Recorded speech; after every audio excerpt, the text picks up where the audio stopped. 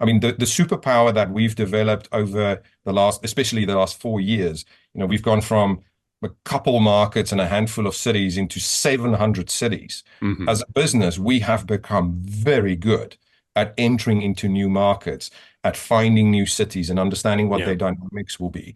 And just the last thought on that is what in our early conversations, it's a couple months in, but in our early conversations with some potential hidden gem founders, that is fantastic for them because if you're a hidden gem, you tend to be a local hero in your Hmm. city, your region, your market. But to go to that second market or the third market or go to a new continent Yeah. is hugely appealing and the value that we can bring to them. Yeah. Welcome to the Rideshare Guy podcast, where you will learn about the rideshare and mobility industry straight from Harry Campbell, who's got over 5 years experience covering the industry and has talked to thousands of drivers. There's no better place to stay up to date, entertained, and educated. So let's dive in.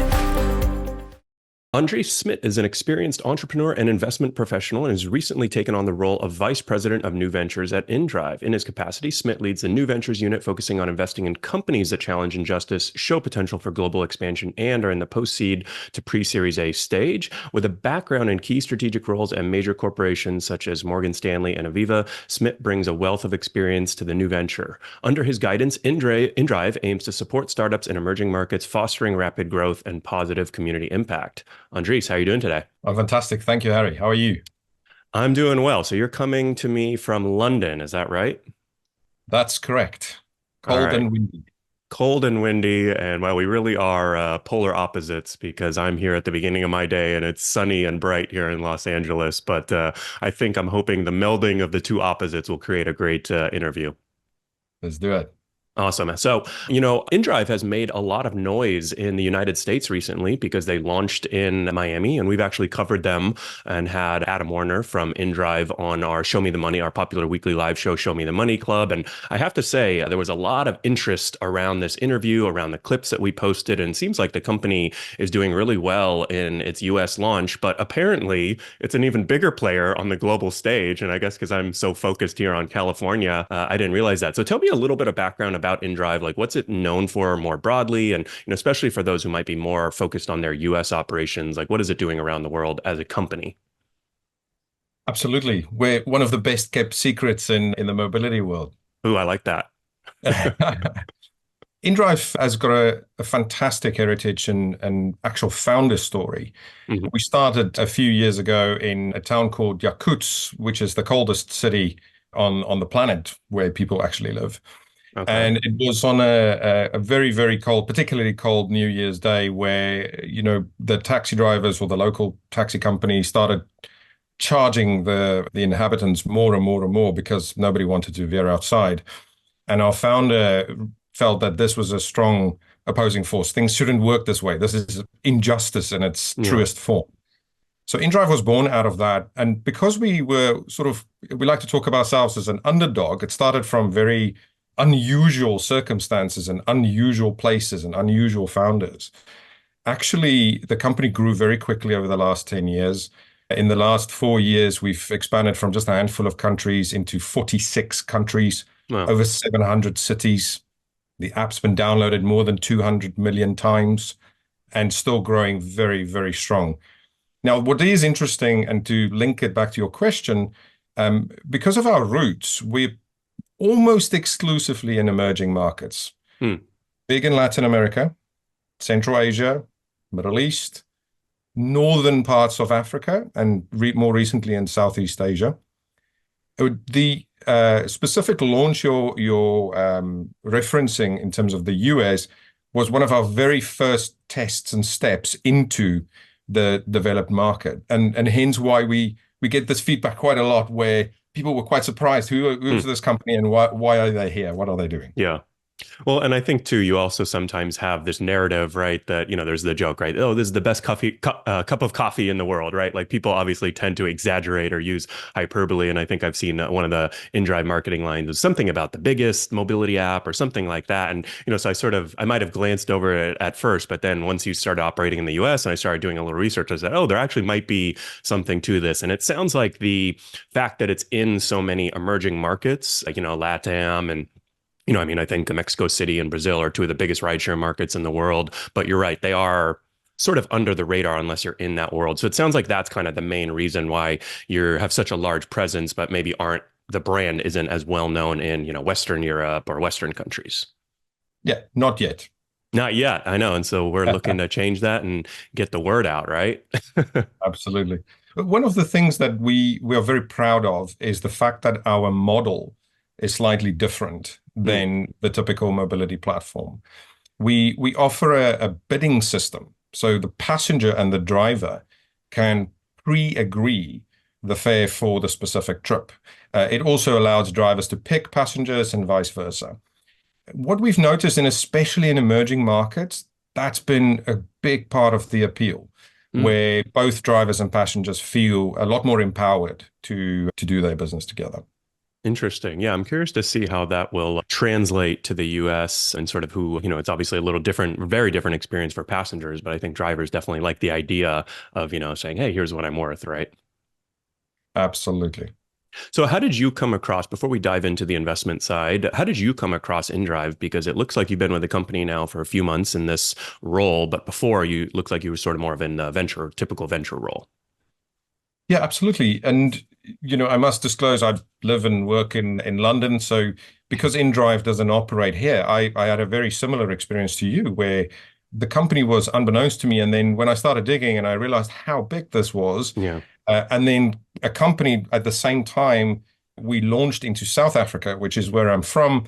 And suddenly my family was starting to talk to me about this completely serendipitously. And then sort of the last thing that happened by the is way, thank God I didn't guess where you were from, because I was not thinking South Africa. I was going to guess something way different. Let's just put it that way. I won't take any offense. I've had the very delightful When you privilege. first started talking, I was thinking Irish in my head, but South African, now that you say it, sounds more correct. I've had many different guesses. I must confess, Irish is the first for me, but I'll take it. Okay. There's All right. I think it's a no compliment. So no, fantastic. And so when I started discovering about the company, and then I had the fortune to also meet with Arsene, our founder, love the background, love the vision. We talk very strongly about our super mission. So not just where we want to take the company, but the impact the company wants to have.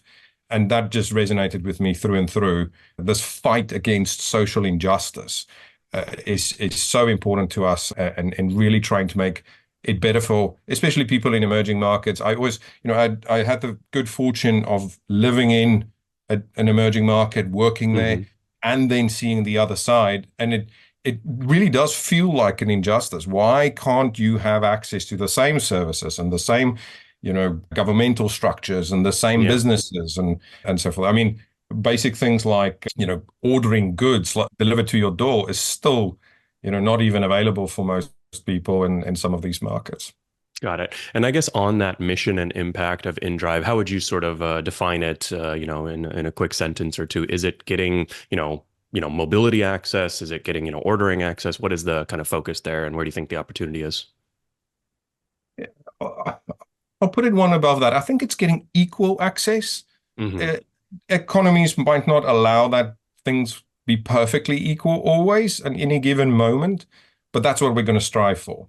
People should have the same and equal abilities, whether it is to earn money as a driver or a gig worker, whether it is to receive goods, as a customer, whether it is to move from A to B, and whether that is yourself or your family, whether depending on or regardless on what vehicle you're going to move from. But that should really be democratized in a big way. I see a big future for mobility as an industry. Very cool. Well, I appreciate that background. I think it's super helpful to kind of understand what the company, sort of where they started, where they're going, and kind of what the mission is, because that ties into really why I wanted to have you on today to talk about this announcement of a $100 million venture arm. And I guess your team did correct me, because I think in my head, I thought it was a fund, but it does sound like it's a venture arm.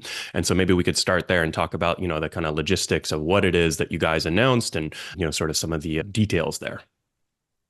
Yeah, and I think the beauty of being a venture arm rather than a fund is that we're not as constrained. We don't have to put ourselves in a bucket of we're an early stage investor or a growth stage investor.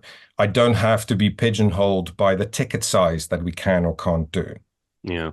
Of course, we have preferences, and I can talk about that in a little bit, but this liberty to be able to just look for what we call hidden gems, amazing opportunities hiding in these emerging markets. Those might be markets that don't necessarily have the same capital access.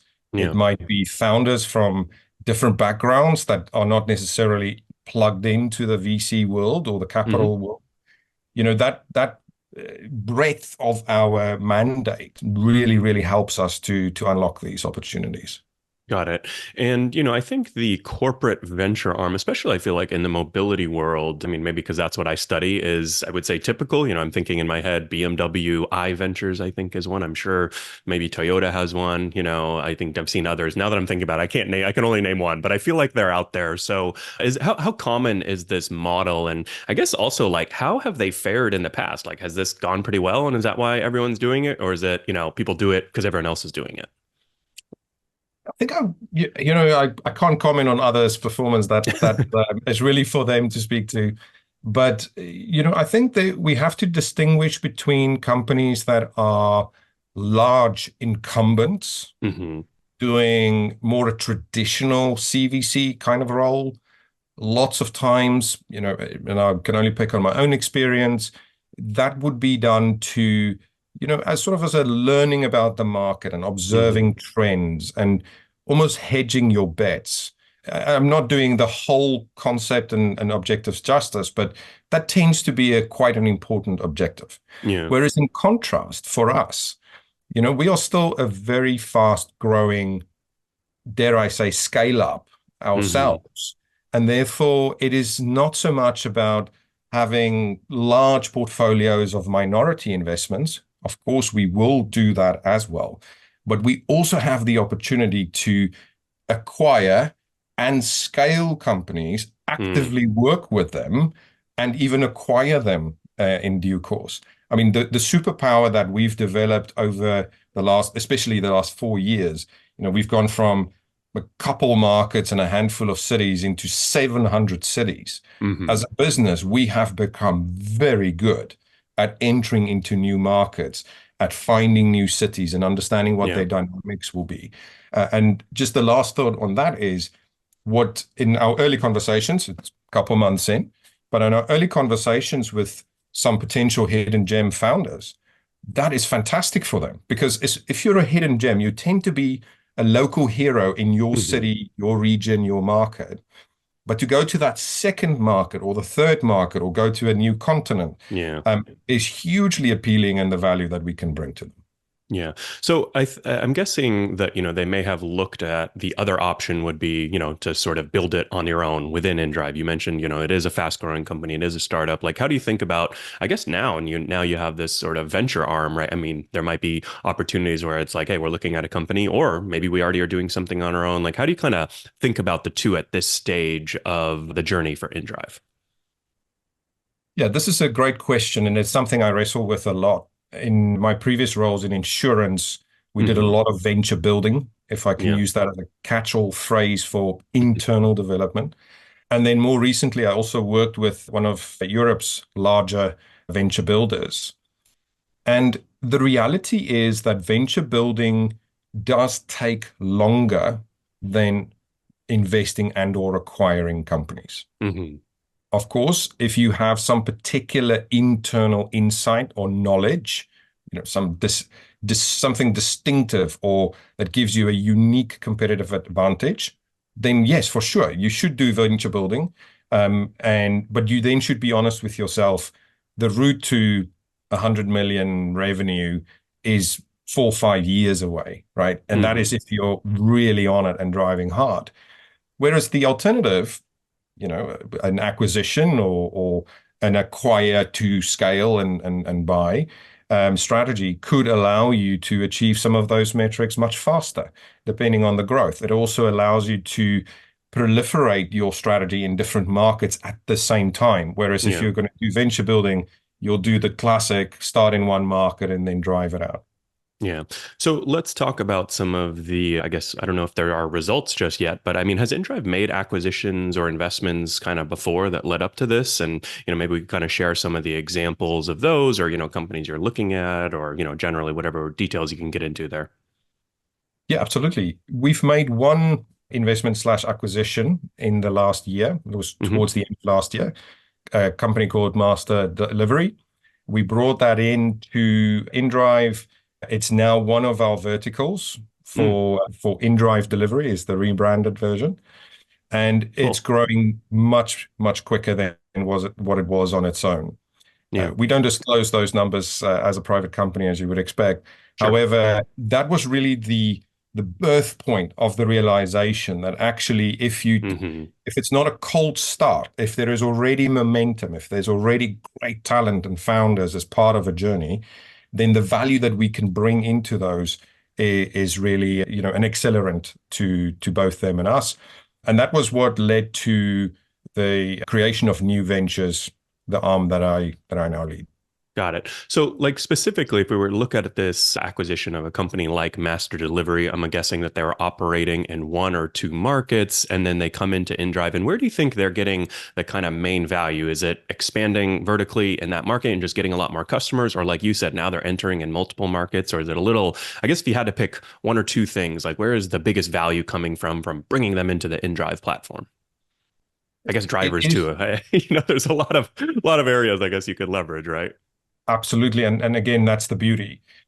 Conceptually, or at a strategic level, I should rather say, it's Hmm. definitely the go-to market.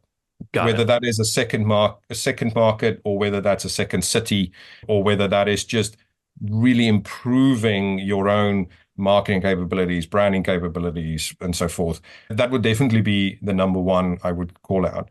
Number two, though, is all the know-how within the business. A classic problem that you face when you go to that second market is just how do we license? How do we set Hmm. up regulatory Mm, frameworks? How do I set up a bank account in a market I've never been in? yeah. Right. All that kind of infrastructure that just needs to be done on top of this ability to grow, the Yeah. underlying value, which is also, I think that's an additional benefit that you get from a strategic investor rather than just a classic venture investor. There are many great firms that do have the ability to be operationally involved, but many other firms don't have that ability. And therefore, as a founder, you would still rely on your own steam to try and figure out what to do in each market.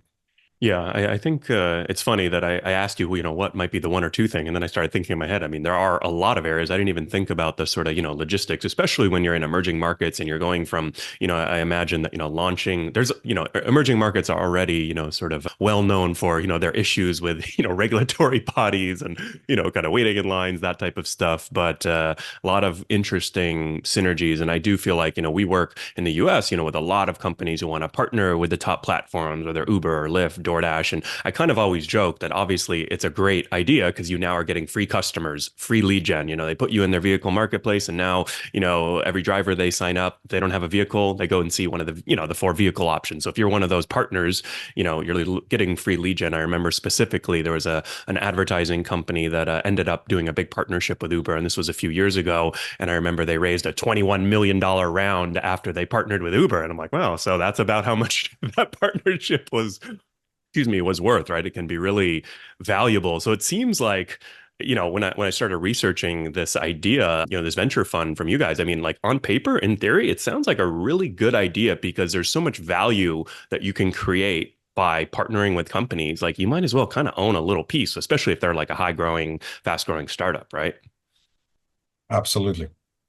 Do you think that the value that's created from these startups you're investing in, do you think well, tell me, is your goal to get more value from that startup, or is it more value that the startup delivers to inDrive, if you know what I mean? I think that's a complicated one because it depends on the actual startup and just how that Hmm. works. It really is a case by case situation. I think sometimes uh, we will be able to immediately broker them into a second market and it is Hmm. serendipitous immediately. sometimes startups will take a bit more time to actually just mature in their own market before, we can help them scale. So I think that depends. One thing that is not obvious, which is also maybe worth thinking, is, again, coming from South Africa myself, I founded a few businesses there. Mm-hmm. The biggest issue in emerging markets is the exit. Mm-hmm. You don't have, or I should rather say, there's less capital flowing through these markets. Yes, there's lots of systemic challenges that you need to overcome. But one of the biggest reasons as a foreign investor into emerging markets, you're concerned about, how do I ever get my money out? Mm-hmm. It's easy to send money in, but not just getting it out from a regulatory perspective. Actually, how do I sell that asset at some point? Now, the value of working with someone like inDrive or a strategic investor is you have a definitive exit. If you deliver, if the plans meet up, if the growth is accelerated, it's not just the practical value that we discussed already, but there's an immediate extra value, dare I say, in valuation created because other investors have now got a clear path to exit. Got it. So I think everything we've talked about so far sort of sounds great. And I kind of, like I joked, it sounds great on paper. In theory, what could go wrong in your mind, or what's the risk here, I guess to, inDrive or this venture in general? Like, what are you kind of looking out for? Yeah, I mean, of course, any investor takes the classic investor risks, market risks, currency risks, but that's not different to anyone, other than ourselves. On top of that, of course, you take emerging market risk. That's geopolitical risk. You could take changes, unforeseen changes or unfavorable changes in the specific market. I don't see that as a particular, different for us than anyone else. In fact, what I'm sort of communicating is that because of our local experience, we are much more in touch with the local market than somebody that would not have that operational experience. The amount of information that I get access to just in the normal case of we're communicating with the operations team and they tell me, oh, this regulation is changing, or that's happening, or, this year's weather is different than normal. It's just a natural drumbeat for us. It just flows. It's not something that we have to go and embark and study on a market or have our finger on the pulse. We have these natural 46 markets and leadership teams that just feed us with information. And therefore, I would, last thought, think that, of course, there's always risk. There's always things that could go wrong. We could, startups are going to fail. They are just going to fail. That's unfortunately, part of the game. But I feel we've got an advantage to make some good decisions. Yeah, definitely. So I think the last topic that I wanted to get into with you was sort of around the actual investments and the actual startups that you're looking at. Can you share a few more details there? I think you mentioned that you guys are now actively starting to look at a few companies. Are there specific markets that are you only looking for founders out of emerging markets? Are you open to founders in the US that are solving, US problems, or does it have to be emerging markets? What are you sort of like specifically looking at? And if you want to share a couple of the examples or types of companies that you've looked at so far, that might be helpful too. The way I explain this is there are 22 markets that we are actively going in, traveling to, learning more, connecting to the network, hunting, if you like. I like that. You are South African. Absolutely. Sorry, I'm showing my true colors now. But that doesn't preclude us from anyone. If we have a phenomenal idea embarking from a market that we're not interested in, or hunting in, then of course we're looking at it. As an investor, I have a principle to always try and respond, even if it is, sorry, this is not relevant right now. We read every mail, we read every LinkedIn message, and we really do try and respond. And sort of that created quite a serendipitous circle in the past for us, and we're going to emulate the same here. But back to your question, we're looking for hidden gems. They tend to come from these places and backgrounds, which I mentioned earlier. But it also means these are founders that are focused more on the real business metrics. We don't typically like, just chasing valuations or too far into the future runways. We like businesses that drive for profitability. They don't have to be profitable today, but when you speak to founders, you can clearly understand where their mindset is and how they think about it. So I like it when they talk a lot around, their unit economics. How are they thinking about it? This is where we are today, and this is how it's going to improve over time as we learn stuff, or as we change the product, or as we renegotiate. So that's number one, good, solid business focus. The second one is I do like to see some form of product market fit. That's as a former founder, when somebody told me that, I hated it. But the way I would respond to that is we do want to see some proper revenue traction. Typically, in Western markets, we would describe this as pre-Series A, but in emerging markets, it's a different. Sometimes Series A's are massive companies already. It could be at a different stage, but I want to see that there's revenue, and the revenue is growing. So you're starting to hit some form of sweet spot where there's a social phenomenon happening. Your customers are in love with you and your product, and they're buying in a strong way. And then the last one is, so good, healthy mindset, good traction. And then the third one is really this readiness for scale. So readiness to go to the second market or the second town. If it's before that, then our position might be more, let's just invest in a minority share. Let's help you with a few scale tests, right? Super happy to do that and partner with founders if they're not at exactly the right stage. But I'm also very conscious that, look, we're a huge organization now, with over 3,000 staff members. And if you're a group of 10, in your startup, or 50 in your startup, then suddenly the large organization has lots of demands on the company as well.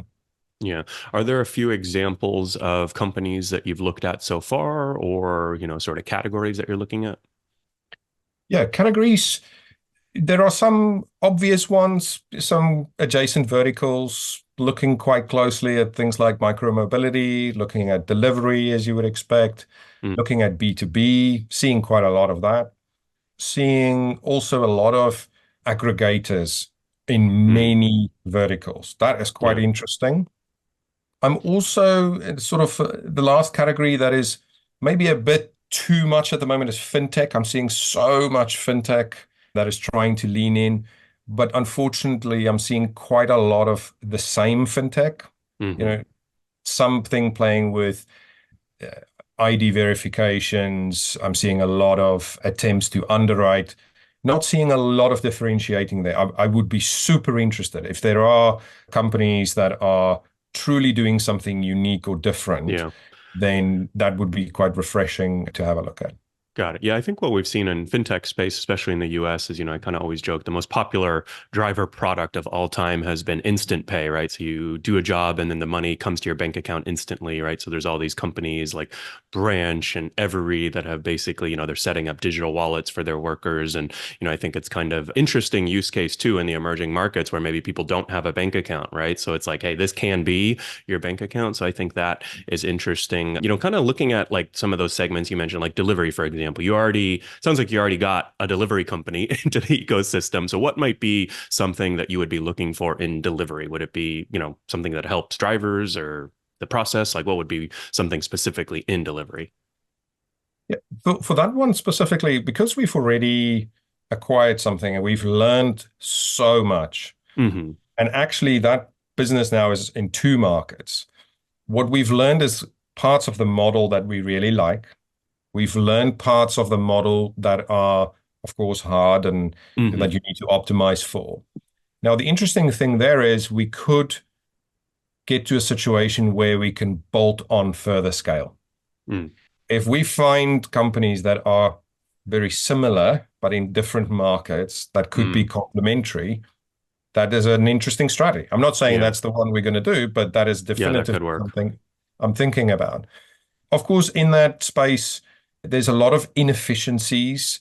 So I haven't really made up my mind where, and how to solve this, but there's last mile problems, there's first mile problems, there's warehousing problems, there's storage, There's a lot of there's problems in delivery, huh? 100%. So there is also a big piece of thinking around the supply chain. And when I say that, I don't mean the traditional supply chain, but actually the delivery stack and process. And how can we solve elements in there? So Yeah. those could be enablers into a widened Yeah. scale. Yeah, no, I think that's a good point. I've invested in a, e-bike rental company for delivery drivers. And then I think I've also looked at quite a few companies that, when you think about the customer, especially in food delivery, for example, right? Like if they get the wrong burger and fries and you're the platform facilitating that, like they're kind of blaming you and then you go blame the restaurant, right? So even like technology that's higher up in the stack, I've looked at a company that was like AI detecting whether they're putting the right thing, the right burger and fries in the right order. And then they can kind of verify that and check. And so when the customer does complain, say, oh no, you are, there's a fraudulent complaint, right? So I could even see like a lot of those things in the ecosystem that, some might more directly than others benefit inDrive. But I feel like, yeah, there's probably a lot of cool opportunities in delivery. Is there any other of those categories where, you're kind of like personally most excited about, or, like if you could kind of put the bat signal out to founders, you're like, hey, go look here, go work here. Well, it's a big question. And if I may, I'll give you two different views there. The first one is personally, I'm very interested in micromobility. Hmm. This comes from a back of we've now gone full cycle on this. There was Yeah. this huge hype a few years ago. Many, many, many tried. Unfortunately, many of those didn't succeed. But what was super interesting by that is we've created a new, and when I say we, I mean the royal we, the industry created new perceptions in people's minds. Right? Hmm. I can't help but feel there's going to be a second go of traction. Yeah. Before that can happen, the industry, we all have to solve some of the very real issues with micromobility and the costs and, especially the operational challenges and so forth. But I can't help but feel there's a hunch there that there are some interesting things. I think that the other part is I would just think mobility is so wide. There is so much opportunity in here. It's like I feel a macro trend. So to your question around Hmm. where should founders focus, I'm probably not going to say a specific area where I'd like them to go because there is so much to go. But what I can say is I'm convinced this is a macro trend, right? Not just in developed worlds, but in emerging markets. Hmm. Every time I look closer, whether it's Latin America, Africa, Southeast Asia, Central Asia, the same pattern is emerging. People are buying more goods online. People are buying less cars personally. Yeah. You don't have to be a rocket scientist to figure out that this is a macro trend that's going to take, it's going to be here for decades. Yeah. We've only really scratched the surface, and you already have extraordinarily large companies. If you are interested in founding a company, go after mobility and solve it, Yeah. and then talk to us, please. I like that kind of macro view of mobility. I don't know if I've heard it crystallized that way before, but totally agree. I kind of say more things delivered and faster and less cars, or less personal car ownership, I think are two definitely big macro trends. And on the micro mobility side, definitely, I feel like, I do think it was like a missed opportunity in a lot of ways. Like I think there are a lot of positive benefits, to getting people out of cars. And, I was one of the first chargers for Bird here in Santa Monica, and I was out there picking up scooters and charging them. And for 2 years, it was our most popular content on the Rideshare Guy on our YouTube channel. And we're doing scooter reviews. I came on as an advisor for Bird. And so we were doing a lot in the micromobility space. And it really, unfortunately dropped off a cliff. But I guess on a personal level, I would also like to see that kind of stabilize. And I do think there are some interesting opportunities there. Fantastic. Very cool. Well, I really appreciate all the insight that you shared. Super exciting what inDrive is up to, and I'll be looking carefully at the investments and the companies that you'll be announcing, over the next few years. If folks want to get a hold of you and test out that response time on your email, or follow inDrive or give inDrive a try, where should they go? Where can they learn more? You'll find us two places. The first one is on our website, ventures.indrive.com. Cool. That's probably the fastest way, because then I have a whole team that will lean in and keep me to my promise. Alternatively, you can find us on LinkedIn, or from my page, you can navigate to various of my colleagues that can also help. I do promise to respond. It might take me a few days, so please be patient, but we will do our best to get to everyone. Very cool. All right, Andries, appreciate you coming on. Thanks, Harry. Thanks for watching today's episode of the Rideshare Guy podcast. For more information on today's guest, please check the description. Now, you don't want to miss this interview of the Rideshare Guy podcast, so click here and also make sure you're subscribed so you don't miss any future ones. See you next time.